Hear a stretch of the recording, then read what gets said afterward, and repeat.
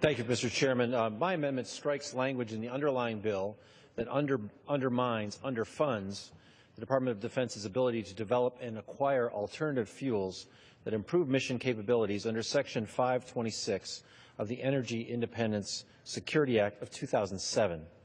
Section 526 established important baselines that guide private sector innovators in the development of alternative fuels for our military. It's a low-cost, common-sense provision that helps the military fulfill its existing goals to diversify its fuel supply, to reduce costs, and to save lives. It does not, as some incorrectly claim, ban any fuels.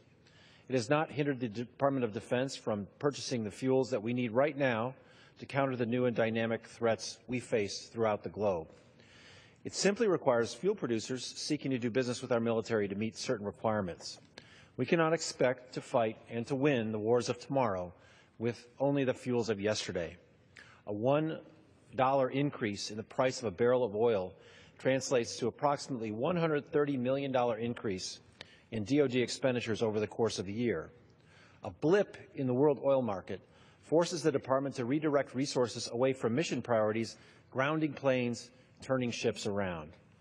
Since September 11, 2001, more than 3,000 service members have been killed or wounded in attacks on fuel convoys in Afghanistan. Delivering technologies to our troops that improve efficiency and cost certainty over traditional sources of fuel is both a life-saving strategy and has tactical benefits on the battlefield. Some of my colleagues on the other side of this issue will say that Section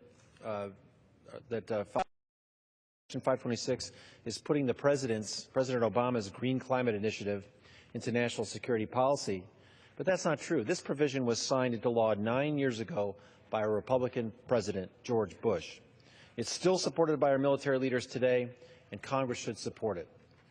My colleagues will say that they are simply broadening the market for alternative fuels for the military, but they are not. They are ripping the bottom out from under it.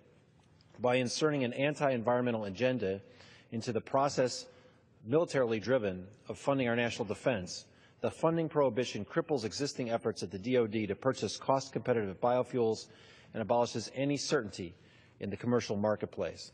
This would take us backwards at a time when we need smart, forward-looking approaches to increase fuel diversity, particularly in ways that improve efficiency, enhance our range and agility, and better prepare our forces for future security environments where logistics may be constrained.